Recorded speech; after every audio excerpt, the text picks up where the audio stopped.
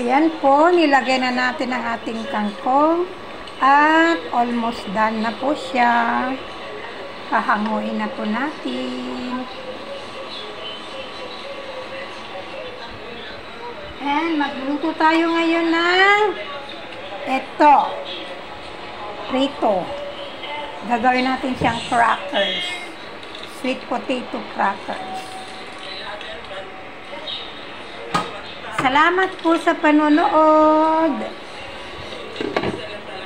Shout out po Madam Tools and company, Nina Lablab, Maninay, Maday, Bingbing, Sisa, Ronron, Rosana Elias, sino pa ba?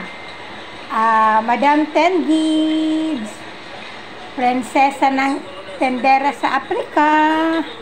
Pinapanood ko pong mga vlogs niyo. Nakaka-inspire po kayo. Marami pong salamat.